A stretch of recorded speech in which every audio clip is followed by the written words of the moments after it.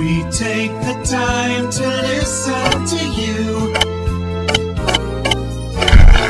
Smart FM. Hai Smart Listener, apa kabar Anda hari ini? Senang sekali bisa berjumpa dengan saya Ana Anet di program Smart and Beautiful, yaitu program yang menampilkan wanita-wanita hebat di Balikpapan. Cuaca hari ini di Balikpapan cukup cerah, semoga secerah hati Anda di rumah dan di tempat kantor. Bagi wanita yang masih aktif di dalam kantor, tetap semangat dan selalu jaga kondisi kesehatan.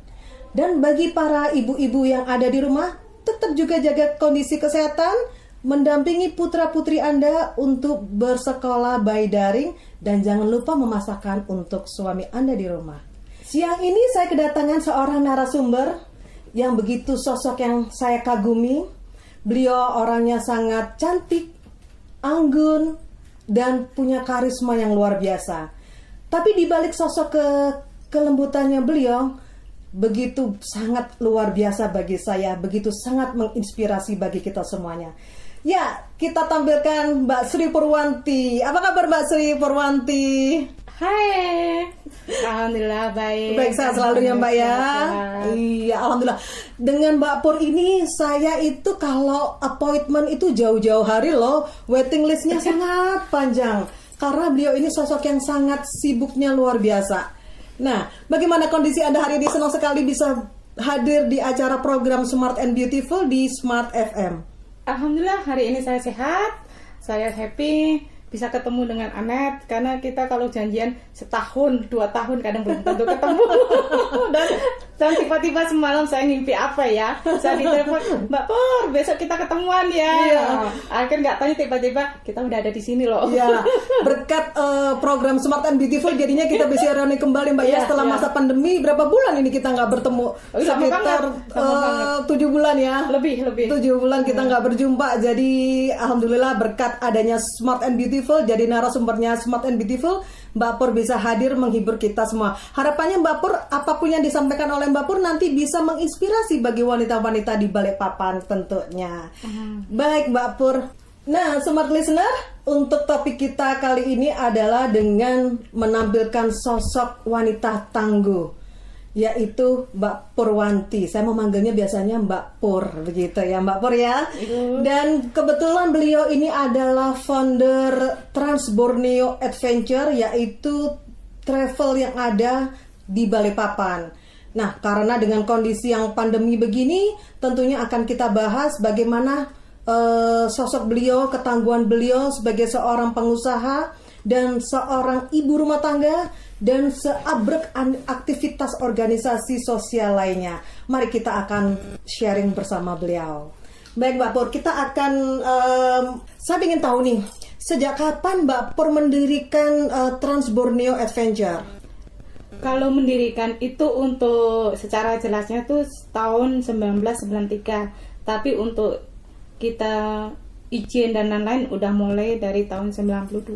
Oh, 92 sudah mulai mencanangkan, mengatur dan merencanakan untuk mendirikan usaha sendiri. Mendirikan usaha sendiri. Jadi secara legalitas semuanya diurus ya Mbak Pur ya.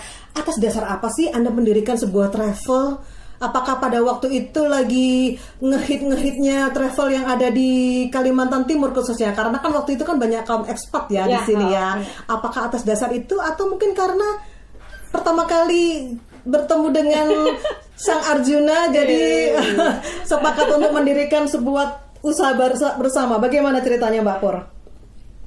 Oke, kalau masalah kenapa mendirikan, memang benar zamannya itu, waktu itu zaman lagi booming dan banyak yang istilahnya yang kita ambil dari itu yang orang-orang luar, dari sana yang di balik ekspatriat yang ada di Balikpapan, dan basic juga kebetulan memang untuk suami saya basicnya itu memang guiding dulu, dan saya pun basic saya kerja di travel juga.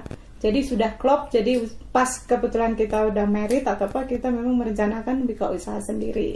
Oh, jadi sama-sama backgroundnya dengan suami di bidang yang sama ya? Iya. Kebetulan Bapak bekerja di travel lain sebagai guide tour begitu, dan Mbak Pur juga bekerja sebagai di travel juga. Tapi di di dalam beda lingkungan lah ya. Oh begitu, jadi beda-beda perusahaan ya, Iya, Mbak Pur ya. Jadi intinya membuka usaha itu karena cinta bersemi awalnya begitu ya dengan dengan suaminya Mbak Pur ya. Nah pastinya dalam membuka usaha baru pasti ada kendala-kendala ya. Nah apa sih kendala apa yang Mbak Pur alami untuk lika-liku atau suka duka Mbak Pur untuk mendirikan sebuah usaha baru itu? Apalagi ini kan bisnis pertama Anda. Yes. Dan tentunya pengalaman Anda sebagai seorang entrepreneur di bidang travel yang notabene Anda sendiri pun sudah mempunyai background itu ya.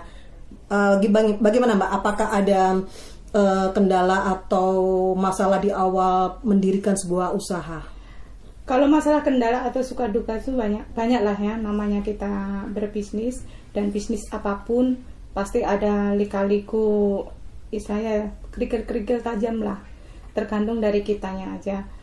Kebanyakan sih saya justru suka sih, karena apa? Istilahnya kan itu tour and travel ya, sering traveling dan sering keliling dunia gratis lagi, istilahnya hobi yang dibayar. Oh begitu. Yes, itu. Nah untuk dukanya kita sering pisah, bepergiannya nggak bisa sama, dan kedua kadang kita sama anak-anak jarang ketemu. Cuma kita sering ngasih pengertian dengan anak-anak. Begitu.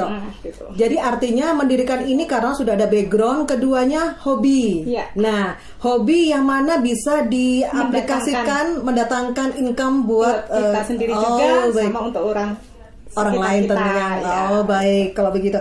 Kalau untuk pengalaman-pengalaman buruk Mbak Pur, apakah punya pengalaman buruk waktu di awal-awal atau mungkin sampai detik ini juga punya pengalaman buruk dalam mendirikan usaha itu? Ya kalau pengalaman istilahnya banyak ya, antara suka dan juga banyak.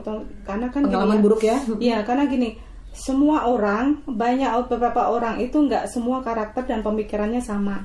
Nah, jadi ada yang harus kita layani itu lebih dari yang dia minta, dan perbedaannya itulah yang kadang minta macam-macam yang udah kita kasih lihat untuk programnya ini gini. Tapi ya itulah, itu kendala, istilahnya itu cambuk bagi kita untuk menyiasatin, berarti ini untuk istilahnya gini, wah saya harus ini lebih lagi untuk melayani jasa orang lah, istilahnya kita kan jasa melayani orang. Jadi istilahnya nggak kapok lah kita, namanya kita kan harus berarti sampai sekarang pun saya jadi tahu karakter orang-orang yang kita temuin. Oh, begitu. Oh ini gimana sih bentuknya gimana? Oh ini nanti gimana ya? Oh ini nanti gimana? Itulah karena dari istilahnya dari pertama kita bikin travel dan pertama kita ketemu orang-orang itu kan berbeda-beda. Betul. Jadi kita jadi tahu. Jadi tahu karakter satu persatu orang-orang karena sering ketemunya berbagai macam kalangan orang, karakter orang begitu ya. Jadi tentunya karena di bidang jasa tentunya bawaannya happy terus tersenyum terus. Makanya di usia 50 tahun ini yang kemarin ulang tahun pada hari Jumat tetap awet muda dan sumringah selalu. Selamat ulang tahun Mbak. Oh iya, senang sekali ngobrol dengan Mbak Pur. Nah Mbak Pur, kalau untuk dalam hal antara membagi keluarga dengan bisnis, kebetulan Mbak Pur ini kan seorang ibu dari 2 putri yang cantik-cantik dan 2 putra yang ganteng-ganteng, semuanya insya Allah sukses ya Mbak ya. Amin. Dengan sekolah sebagai seorang dokter tentunya salah satunya ya, dan dengan begitu aktivitas Mbak Pur di bidang organisasi sosial maupun jiwa sosialnya sangat tinggi. Itu membaginya bagaimana nih Mbak Pur? Jadi kayak antara bisnis, Mbak Pur sering mengantarkan tamu ke luar Balikpapan maupun ke luar negeri dan mengaturnya dengan kegiatan organisasi Anda selaku organisasi sosial lainnya, dengan mengatur bagaimana keluarga Anda bisa terhandle dengan baik semuanya. Kalau saya sih yang saya utamakan sih memang keluarga ya. Jadi kalau saya istilahnya kerja mati-matian atau istilahnya ya berangkat pagi pulang malam atau berangkat pagi pulang pagi, karena kan demi anak-anak, makanya kita kasih pengertian sama anak-anak. Ini loh kerjaan kita kayak gini, dan pas kebetulan kalau pas hari libur kita ajak mereka, jadi tahulah kerjaan kita gimana. Apalagi kalau pas ada grup atau rombongan yang banyak, pasti saya membawa anak-anak. Jadi anaknya itu tahu cara kerja mamanya, cara tahu kerja bapaknya, gimana. bahkan karena mereka sering lihat kita, bahkan sering saya ajak, akhirnya dia malah lebih tanggung jawab, lebih mandiri dan sama kita. Aduh, luar biasa banget, saya bangga dengan anak-anak saya. Dia menghormatin banget, dia sayang banget sama kita karena istilahnya gini ya, dia tahu kerjaan kita. Yang pertama kita bisa ngangkat koper, kita bisa kadang dimarah-marahin orang. Oh gitu. Lihat. Jadi maaf saya potong. Jadi ada dua keuntungan, yaitu Mbak Pur bisa mengajak anak-anak itu sekalian refreshing, semakin dekat dengan anak-anak ya. Keduanya biar mereka tahu bahwa ini loh pekerjaan orang tuanya, pekerjaan mamanya, seperti dari hal-hal kecil mengangkat koper, dimarahi, dikomplain ya tentunya ya. Jadi mereka akhirnya menjadi semacam empati ya, ada rasa simpati terhadap orang tuanya dan akhirnya membantu di usaha Anda. Dan ya kedua selain membantu ya, akhirnya anak-anak berpacu untuk belajar yang itu. Makanya alhamdulillah anak-anak saya kan yang dua sudah dokter. Alhamdulillah. Dokter kan. Yang pertama kan sudah married, memang sudah istilahnya udah ada semua lah, udah aturan semua. Terus yang paling kecil pun ini udah SMA. Jadi istilahnya anak-anak belajar mandiri, bisa belajar mandiri, tahu kondisinya. Oh, orang tuanya sering bepergian karena untuk mereka juga. Karena yang penting kan kita kasih pengertian aja lah sama anak-anak gitu. Dan kedua juga kalau anak-anak istilahnya membutuhkan kita, mau siang atau malam atau apapun, waktu anak saya kuliah di Jogja, saya pasti datang. Maupun pakai pesawat jam berapapun, kalau ada saya langsung terbang. Intinya gitu. Keluarga adalah yang prioritas utama ya, gitu. Dalam hal untuk sebuah usaha maupun keluarga. Kalau memilih adalah keluarga adalah prioritas utama. Tetapi dalam hal usaha tentunya adalah customer satisfaction. Yes. Betul nggak? Ya, benar. Customer satisfaction. Apapun itu komplainnya dari konsumen kita harus terima dengan senyum. Bahkan kita itu untuk istilahnya nyambuk kita lah ya. Kita kasih lebih semangat lagi, bahkan lebih besok saya harus lebih dari ini, lebih baik lebih lagi dan seterusnya gitu. Akhirnya alhamdulillah lah ya sampai sekarang ya, sebelum pandemik lah travel saya masih ya alhamdulillah ada aja lah gitu. Aja. Tapi memang sekarang inilah lagi masa pandemik ya, untuk sementara kita kayak gini tutup. Semua mengalami hal yang sama ya Mbak Pur ya. Baik. Apa menurut Mbak Pur peran seorang wanita dalam membangun dan memimpin sebuah usaha travel? Apa nih? Bisa nggak diceritakan suka dukanya Mbak Pur sebagai founder Travel Trans Borneo Adventure dari awal membangun dan sampai sekarang, apa sih suka dukanya bagi Mbak Pur dalam memimpin ini? Kalau masalah peran itu ya, untuk duka sukanya sih banyak ya, jujur suka banyak suka atau banyak dukanya? Kalau saya sih gue pikir saya banyak sukanya deh. Banyak sukanya? Ya, karena hobinya tersalurkan. Iya, hobi tersalur. Yang kedua juga kita bisa keliling dunia loh. Tapi istilahnya gini ya, kalau kita menganggap suatu kita terjun ke pekerjaan atau bisnis kita, kalau kita nggak suka, jangan harap bisnis kita akan lancar dan langgeng gitu loh. Makanya otomatis seberat apapun, istilah seberat apapun masalah kita atau masalah ini, tetap kita harus tangani dengan senyum. Dengan kita ikhlas, legowo. Oh memang kita di bidang jasa. Betul. Terus yang kedua, kalau di bidang travel itu istilahnya kan itu untuk masalah apa ya, masalah dunianya kan itu dunianya yang luar biasa banget godaannya lah ya. Dunia penuh godaan. Ya, dunia penuh godaan banget, karena istilahnya kan itu kita kan jasa, istilahnya kita harus melayani tamu-tamu kita dimanapun dia berada dan apapun yang dia butuhkan. Jadi istilahnya kita support suami atau support istri terhadap suami, dan support suami terhadap istri harus saling membantu, saling percaya. Yang penting saling percaya dan kejujuran itu aja. Dan tanggung jawab. Jadi alhamdulillah sampai sekarang kita kenapa sampai beginilah ya, udah dilihat sendiri, kita happy aja. Karena yang kita pegang ya itu aja, kita kuncinya adalah komunikasi, kepercayaan, kejujuran dan tanggung jawab. Makanya sampai detik ini Mbak Pur sama suaminya yaitu Pak Joko tetap awet langgeng. Sampai usia berapa Mbak Pur ini? Pernikahan yang keberapa? Ini sudah ke-26. Alhamdulillah. Semoga langgeng sampai amin. maut memisahkan. Iya. Ya Mbak Pur, tahan dulu deh. Nanti kita akan jeda iklan lewat dulu. Nanti akan kita bahas mengenai tips dan trik Mbak Pur bisa survive di bisnis travelnya. Jangan kemana-mana, tetap stay tune at Smart FM 97,8. Ya, Smart Listener, kita kembali lagi di program Smart and Beautiful. Kita lanjutkan lagi ngobrol kita dengan Mbak Sri Purwanti. Ya, Mbak Pur, sejak awal munculnya wabah COVID-19 hingga saat ini, industri leisure, lebih-lebih pariwisata menjadi salah satu sektor yang terkena dampak paling besar, termasuk di bidang jasa travel. Nah, kira-kira apa yang Mbak Pur lakukan di awal masa pandemi COVID-19 di awal-awalnya? Yes, karena gini ya, untuk masalah yang COVID ini memang industri pariwisata itu sangat terpukul berat banget untuk kita. Dan untuk itu saya sih ngasih pengertian dengan karyawan saya untuk kondisi yang kayak gini. Untuk awal-awal sih kita masih bisa ya. Nah untuk itu akhirnya untuk berapa bulan akhirnya kita rumahkan dan kita stop sama sekali, memang tutup untuk anak.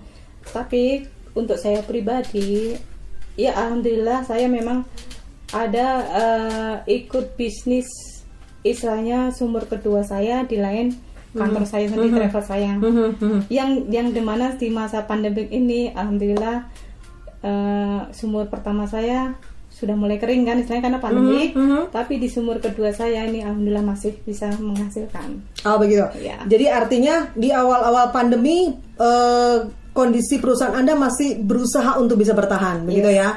Yaitu dengan cara cutting cost, operasional, mungkin bisa model sistem shifting begitu. Atau mungkin bagaimana trik Anda untuk mengatasi ini? Pertamanya sih awal tetap kita masuk biasa, cuma masuknya juga istilahnya nggak sampai pagi sampai sore sih enggak ya, karena kan dibatasin waktu itu langsung ada surat edaran. Kita kan namanya harus mengikuti protokol kesehatan dari pemerintah yang menganjurkan harus buka kantor jam berapa, tutup jam berapa. Oh ya, betul. Nah, ada sistem shifting ya tentunya ya. Begitu. Habis itu kan akhirnya kita ngasih pengertian juga sama karyawan kita bahwa kita lagi kondisi kayak gini ya. Jadi untuk sementara untuk berapa bulan sih kita masih bisa kita ini kan, tapi karena ini kondisi kayak gini otomatis kita rumahkan dulu. Jadi artinya dalam kondisi pandemi berapa bulan awal-awal pandemi masih bisa bertahan dengan cara sistem shifting itu tadi ya, masih bisa menggaji karyawan dan sebagainya. Tetapi pandemi ternyata nggak berakhir-berakhir nih, memanjang dan lama sekali, bertambah lagi dan bertambah lagi korban-korban berikutnya, sehingga akhirnya oleh pihak pemerintah benar-benar kondisinya di banyak yang kolaps ya tentunya. Nah, kira-kira dari Mbak Pur sendiri untuk yang usaha satunya yang travel itu kondisinya benar-benar udah kolaps, untuk ada sumber income dari bisnis yang lainnya lagi. Artinya maksudnya Mbak Pur nggak hanya satu bisnis, tapi ada bisnis yang lain sebagai backup begitu ya Mbak Pur. Itu bahkan itu sebelum pandemik ya, makanya istilahnya sebelum kejadian kayak gini memang saya ada mengikuti itu, makanya gini ya, untuk para wanita. Para wanita gimana nih triknya? Kita jangan mengandalkan pria ya, atau mengandalkan suami aja. Kita kan punya, istilahnya kan kita ada sosmed ya, jadi kita bisa belajar lah gunakan waktu sebaik mungkin untuk bermedsos itu dengan hal-hal yang positif dan menghasilkan. Oh begitu. Jadi dari situ ya Mbak ya bisa menghasilkan income tambahan ya. Jadi maksudnya Mbak Pur ini, para smart listener, gunakanlah sebijak mungkin sosial media Anda, jangan hanya untuk bergosip, bergibah begitu mungkin maksudnya ya. Gunakanlah dengan hal-hal yang positif sehingga menghasilkan income tambahan buat Anda. Apalagi dengan sosok Mbak Pur, dengan bisnis utamanya adalah travel ternyata terpuruk, ada backup yang lain yang dari awal sudah digelutin dari media sosial tentunya ya. Dari media sosial, dari medsos. Super sekali idenya. Karena kan kita kan harus lihat-lihat gini lah, kan kayak sekarang bisnis online kan lebih istilahnya lagi naik daun, lagi booming karena digital marketingnya sudah mulai naik sejak adanya pandemi begitu kan. Tapi kita harus bisa mencermati bisnis apa yang memang benar-benar yang kira-kira itu cocok buat kita. Jangan asal ikut juga, apalagi di masa kayak gini, jangan istilahnya invest yang belum jelas. gitu. Betul. Itu aja. Jadi kita harus bijak menggunakan sosmed untuk Yes. menambah pundi-pundi Kita, minimal kita. buat para istri-istri yang di rumah ya. Iya. Itu minimal buat kebutuhan pribadi atau membantu suami dikala kondisi terpuruknya Kayak gini. adanya pandemi 19 ini ya. Nah, yang saya tahu nih Mbak Pur ini sosok dari wanita yang anggun, kalem, cantik, elegan, tapi ternyata di balik itu luar biasa. Saya sendiri sampai kaget-kaget ya. Waktu sebelum pandemi dulu, ini sedikit cerita ya. Waktu saya pandemi, setiap kali janjian dengan Mbak Pur, susahnya ampun, susahnya untuk bertemu sekali, dan susahnya untuk bisa langsung menepati janji bersama untuk Pasti bisa molor ya. pasti molor atau bahkan belum sama sekali, Iya. bahkan sampai sebelum pandemi. Nah, kalau saya lihat di sosmed, saya pelajari Mbak Pur di sosmed itu benar-benar luar biasa. Habis dari kota A ke kota B, kembali lagi ke Balikpapan, tiba-tiba langsung ke negara lain. Kayaknya setelah itu ke Balikpapan lagi berapa hari, 2-3 hari, dengan kesibukan seperti organisasi sosial atau organisasi wanita muslimah ya di Balikpapan, dan banyak organisasi yang lainnya diikutin. Nah, apa sih yang Mbak Pur sehingga menjadi sosok yang bugar dan tidak pernah lelah, saya lihatnya begitu? Apa rahasianya Mbak? Gini ya, kalau untuk rahasia kayak gini ya, alhamdulillah lah ya, saya dikaruniai Allah kayak gini. Istilahnya gini, Tenaga yang luar biasa ya. tenaga luar biasa. Cuma istilahnya gini, yang penting kita satu positive thinking sama siapapun aja, dan jangan pernah sampai dendam atau memikirkan kata-kata orang masuk ke kita. Kita positive thinking, kita murah, istilahnya kita tersenyum terus, tapi jangan asal senyum aja loh ya. Nanti dikira orang gila. Senyum pada tempatnya. Ya, senyum pada tempatnya yang kita tahu. Terus yang kedua, saya rajin olahraga sepeda. Oh begitu. Nah, ini yang menarik sepeda. ini. Saya potong dulu ya Mbak Pur ya. Mbak Pur ini selain punya hobinya banyak sekali ya. Selain bersepeda, bisa disebutkan apa lagi Mbak Pur?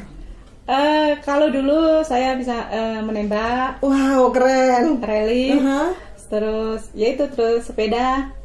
Kayaknya itu aja sih saya. Itu ya. Itu aja. Jadi Mbak Pur ini Karena walaupun waktu saya jam terbangnya tinggi, jadi makanya yang saya bisa usahain cuma itu aja. Oh, begitu. Enggak sampean. Betul.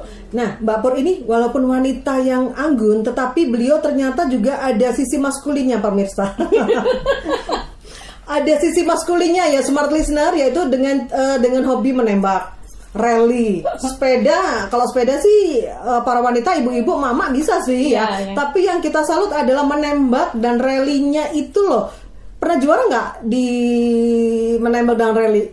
Alhamdulillah pernah. Pernah juga? Pernah, alhamdulillah. Oh, syukurlah. Apalagi kira-kira penghargaan yang Anda terima selama ini? Ini ya, saya berapa ikut mengikutin gitu ya, misalnya bukan modal ya, tapi peragaan yang saya ikutin, dan pernah ikut lomba itu dan pernah mendapatkan juara juga. Alhamdulillah. Yang saya tahu adalah hobi-hobinya itu menghasilkan sebuah penghargaan buat Mbak Pur, yaitu sebagai juara di bidang peragaan busana, menembak maupun rally juga. Super deh. Multitasking. Iya Mbak Pur. Nah, sosok Mbak Pur ini adalah wanita yang benar-benar super ya, multitasking dan multitalenta. Baik itu di bidang peragaan busana, di bidang yang ada unsur maskulinnya, semuanya itu bisa dijalani dan menghasilkan sebuah penghargaan yang luar biasa bagi Mbak Pur. Nah, kira-kira trik apa dan kiat apa Mbak Pur sebagai wanita setangguh ini Mbak? Aduh, apa ya triknya? Saya benar-benar kagum dengan sosok Mbak Pur yang luar biasa ini. Kalau saya sih mengalir aja sih gitu loh. Mengalir, mengikutin arus. Istilahnya gini ya. Kira-kira kalau pas ada waktu luang, saya ada waktu luang kosong yang saya nggak bepergian atau yang saya nggak ada job, biasanya saya kumpul dengan keluarga, dan di dalam keluarga itu kita gini ya, kira-kira besok kita mau kemana atau ada kegiatan apa. Jadi kalau anak saya yang kecil, pas pertama dulu tuh makanya Mas saya pengen menembak, ya sudah. Karena dari situlah saya akhirnya juga ikut menembak. Oh begitu. Ya, gitu. Jadi antara usaha dan kesibukan berorganisasi dan quality time itu benar-benar bisa berjalan seiringnya waktu dengan balance ya Mbak ya, dengan seimbang ya. Jadi itu rahasia dan trik Mbak Pur dalam mengurus bisnis dengan keluarga. Karena kalau gini ya, keluarga adalah utama saya. Jadi saya otomatis mau kegiatan apapun yang saya lakukan saya harus izin dari terutama suami ya dan anak-anak. Kalau suami dan anak-anak mengizinkan saya ikut terjun, tapi kalau suami nggak mengizinkan saya nggak ikut terjun. Makanya kenapa saya jadi sampai sekarang itu bisa mengikuti kegiatan ini, kadang ikut organisasi ini karena semua itu dari izin suami dan anak-anak tentunya ya. Jadi baik itu hobi untuk menembak, hobi rally, semuanya itu atas dasar izin dari keluarga. Dan tentunya mereka support bersama-sama. Karena saya lihat di sosial media, Anda dengan keluarga pun ikut dengan kegiatan yang sama. Nah, itu seru sekali. Ya Mbak Pur, obrolan kita sangat seru sekali siang ini. Tapi tahan dulu Mbak, tunggu jeda iklan pariwara berikut ini. Dan smart listener, tunggu berikutnya banyak informasi yang kita dapat dari Mbak Pur. Jangan kemana-mana di Smart FM. Ya Smart Listener, kita lanjutkan lagi obrolan kita dengan Mbak Sri Purwanti. Baik, Mbak Pur, di masa kenormalan baru atau new normal ini, kira-kira apa sih harapan Anda pada pariwisata yang ada di Indonesia? Kalau menurut saya harapan saya sih untuk gini ya, pemerintah itu membuka objek-objek wisata ya. Itu sudah dibuka dan diberlakukanlah istilahnya perjalanannya, terus meeting diadakan di hotel, tapi memang harus tetap sesuai protokol kesehatan yang ada. Terus kemudian itu kalau untuk harapan saya pribadi sih ya kita sih harus tetap semangat ya, tetap semangat, tetap kreatif dan tetap mencari solusi. Apa kira-kira sih yang harus kita lakukan gitu. Di masa ini aja itu di masa new normal. Oke. Jadi paling tidak kan di masa-masa new normal ini bagi Mbak Pur sendiri itu mempunyai strategi khusus ya Mbak ya, dan berharap pada pemerintah agar segera membuka tempat pariwisata tetapi dengan aturan protokol yang sangat ketat. Tapi saya rasa Mbak, nggak hanya sekedar pemerintah yang memberi saran kepada masyarakat, tentunya juga diimbangi oleh kesadaran masyarakat dan tentunya oleh pihak travel agent. Nah, kemungkinan dalam hal ini dari pihak travel menyediakan semua kebutuhan seperti misalkan masker, hand sanitizer, facelift, mungkin bagi para wisatawannya, begitu, tamu-tamunya. Baik Mbak Pur. Terus kira-kira apa yang Anda siapkan untuk kedepannya nih, untuk travel Anda yang mungkin dalam skala kecil masih di wilayah Balikpapan atau sudah merambah ke Kalimantan Timur? Untuk sementara sih gini ya, kalau untuk sementara untuk bulan-bulan ini kan mending kita memang untuk kondisi di lingkungan kita aja dulu. Ini kan kita posisi ini di Balikpapan ya, di Kalimantan. Kita istilahnya kan adakanlah kita tutorial atau virtual travel itu ya. Yang di kita kalau di Balikpapan paling mangrove gitu, terus Sambujalong atau Mahakam. Nah itu, tapi kalau untuk keluar jangan dulu juga sih kita karena kan memang kondisi terlalu riskan. Saya juga nggak berani jamin bahwa itu istilahnya bahwa itu aman. Yang saya pengen itu yaitu pemerintah yang kita ada di suatu tempat yang kita tempatin aja gitu loh. Jadi kita bisa istilahnya kan kita bikin istilahnya kayak tadi ya virtual tadi ya yang tour itu, jadi kita bikin video, ini kita sebarkan bahwa di sini itu mudah mulai dibuka ini dan kondisinya masih kayak gini, istilah kondisinya masih bagus, terus tempatnya bagus. Yang penting kita tetap mengikuti standar protokol kesehatan. Nah, gitu. mungkin yang dimaksud adalah dari pihak pemerintah dengan bekerja sama dengan pihak tour and travel ya, dalam hal ini Kementerian Pariwisata ya atau Dinas Pariwisata untuk bekerja sama dengan pihak tour untuk bersama-sama saling mensupport saling mensupport dan memberikan aturan atau protokol yang sangat ketat di tempat-tempat wisata itu. Dan tentunya ini bisa sebagai sarana promosi untuk minimal masyarakat Indonesia dulu. Dan paling tidak melalui virtual tour itu bisa kita sebarkan ke mancanegara juga. Media yang lain. Betul. Karena sosmed itu lebih cepat. Kekuatannya sangat luar biasa. Siapa tahu nanti di masa-masa pandemi sudah mulai berakhir atau sudah mulai reda, dari pihak turis wisata mancanegara akan tertarik setelah melihat kondisinya tempat wisata yang ada di Balikpapan. Mungkin begitu ya Mbak Pur ya. Oke Mbak Pur. Jadi untuk virtual anunya gimana Mbak? Virtual tournya untuk selama ini?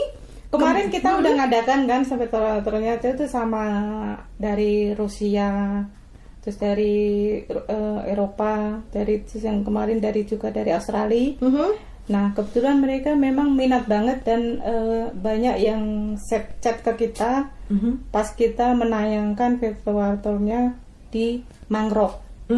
Nah itu luar biasa banget komen-komen mereka, istilahnya masih semangat, istilahnya masih bagus, masih kondisinya, masih ini, bisa lihat ini, bisa ini. Itu gitu. sejak kapan itu diadakan virtual tournya itu dari pihak Trans Borneo? Kita sih gini, seminggu udah berapa kali sih kita adakan, dan kemungkinan untuk minggu depan kita mengadakan ke Mahakam Tour. Oh begitu. Gitu. Tanggalnya saya belum pasti info karena kan kita lagi. Jadi dengan adanya virtual tour itu membuat antusiasme para wisatawan asing untuk melihatnya, gitu, untuk segera dia benar-benar kepingin datang ke sini gitu. Setelah melihat virtual tour itu. Dan akhirnya saya lihat di sosmed itu. Akhirnya banyak juga yang akhirnya gini. Oke, saya join, saya book, saya ini untuk bulan ini, untuk bulan ini. Nah itu istilahnya kan udah ada titik lah ya. Ada ketertarikan, mulai ada ketertarikan. Ada titik, ada kita. Berarti pandemi kita memang ini harus benar-benar kita cepat berlalu gitu ya. Istilahnya selama pandemi ini kita memang harus mengadakan kayak gitu, tapi dengan sesuai dengan protokol ya kesehatan. Saya ingatkan lagi, sesuai dengan standar protokol kesehatan. Jangan asal kita mengadakan virtual tour yang nggak ada standarnya. Itu aja. Artinya apapun itu yang dilakukan, boleh dia wisata ke Balikpapan, ke Kalimantan Timur atau kota-kota di Indonesia lainnya, tapi tetap dari pihak pemerintah, masyarakat maupun pihak travel agent memberlakukan standar protokol yang sangat-sangat ketat. Karena nggak mungkin dengan kondisi pandemi yang sudah 7 bulan ini ya, menginjak bulan ke-7, kita nggak kemana-mana. Cukup benar-benar membuat kita jadi jadi sangat menderita begitu, nggak bisa refreshing sama sekali gitu kan Mbak Pur ya. Baik Mbak Pur, malah capek kita. Iya benar, kita lebih capek apa ya, karena memang biasanya kita dalam kondisi yang fit, sering kesana kemari, geraknya kuat, pokoknya gerak sana gerak sini gini. Akhir sekarang saya suruh duduk manis. Memang sih kita harus hidup itu harus balance ya, antara bekerja dan juga antara hiburan dengan keluarga itu kita memang harus balance gitu. Dan Mbak Pur, apa kira-kira harapan Anda kepada masyarakat dan pelaku usaha lain untuk membangkitkan gairah pariwisata dan menggalakkan berwisata domestik bagi masyarakat Indonesia? Ya itu yang saya bilang dari tadi awalnya, istilahnya kalau untuk itu ayo kita sama-sama kerjasama, saling support untuk masalah literaturnya itu kita harus tetap mengadakan itu, karena kalau kita nggak mengadakan, orang luar nggak bakalan lihat gitu loh. Jadi makanya kita harus mengadakan itu, tapi dengan kita harus saling support lah ya, terus kerjasama yang baik sama pemerintah, sama travel agent, sama pihak hotel juga.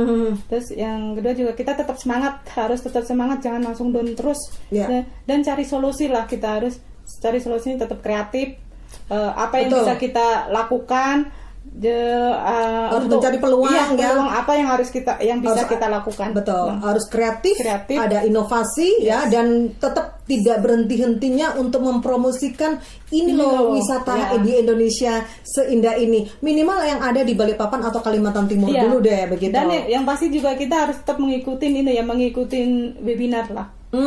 Itu karena itu media sosial kita yang untuk sementara ini kita harus tetap mengikuti. Karena gini, dari itulah kita jadi tahu loh ya, tahu dari di sana gini, di sana gini, di sini nih. Kalau kita cuma diem aja, nggak melakukan apa-apa, nggak ada kreatif, nggak ada gerak, nggak ada semangat, semua tetap kondisinya stagnan begitu ya. Iya. Jadi paling tidak harapan kita bagi masyarakat Indonesia, tetap aja kita mungkin bisa melakukan wisata kemanapun, minimal ke domestik dulu. Domestik, ya. Jangan keluar, jauh-jauh ya. dulu. Di Indonesia Jangan sangat indah sekali, wonderful Indonesia, iya kan? Nah, tetap aja kita bepergian, tapi dengan sekali lagi dengan protokol yang sangat ketat dan tetap Yang kedua juga menjaga lo ingat kesehatan. ya, saya cuma pengen memastikan buat ini ya, buat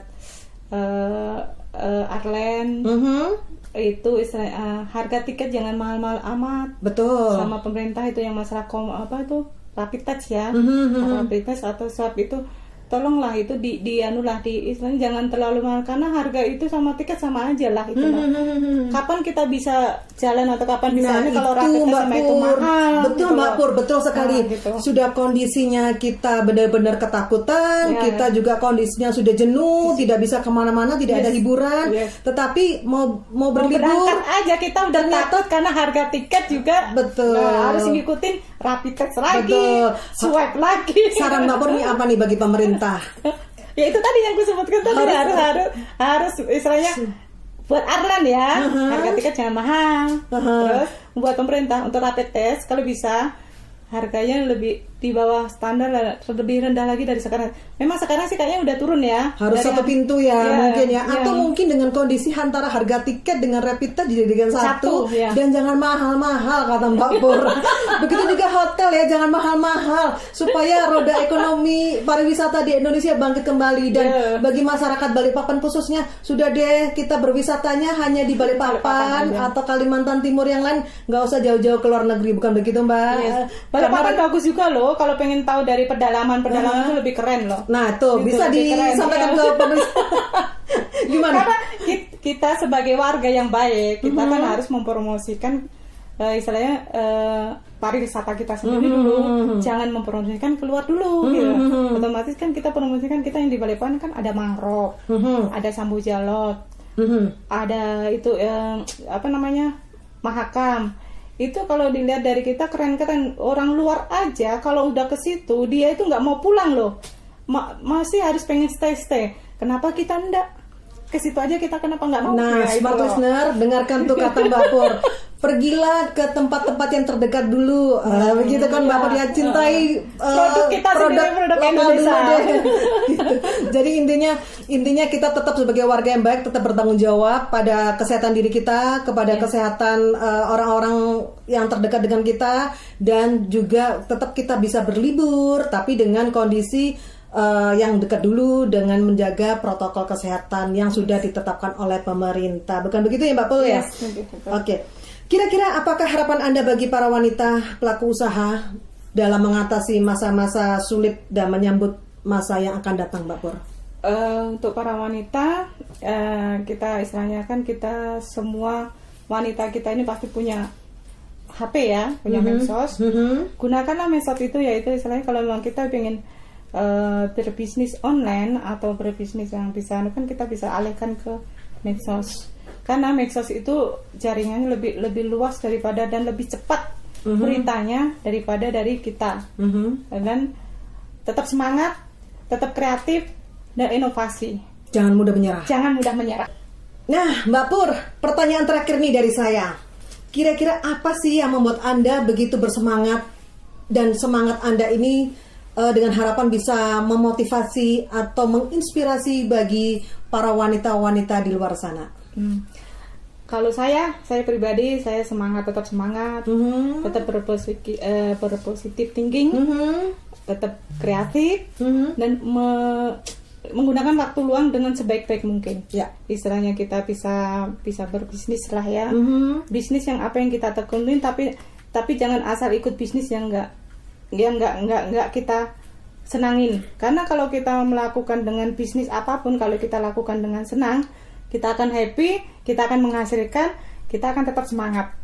Jadi intinya tekuni bisnis Anda itu dengan rasa yang gembira, rasa bahagia ya, dengan ketekunan, dengan fokus ya Mbak Pur ya, dan tetap semangat begitu ya Mbak Pur ya. Jangan mudah menyerah begitu. Fokus belajar kreatif. Fokus belajar kreatif. Nah, smart listener, itu tadi saran dan pesan dari Mbak Pur yang sangat menginspirasi bagi para wanita di Balikpapan khususnya. Mbak Pur, terima kasih atas bincang-bincangnya yang luar biasa. insight yang sangat positif, syarat akan ilmu bagi kaum wanita dan masyarakat Balikpapan tentunya. Tindakan terkuat seorang wanita adalah mencintai dirinya sendiri, menjadi dirinya sendiri, dan bersinar di antara mereka yang tidak yakin akan dia mampu.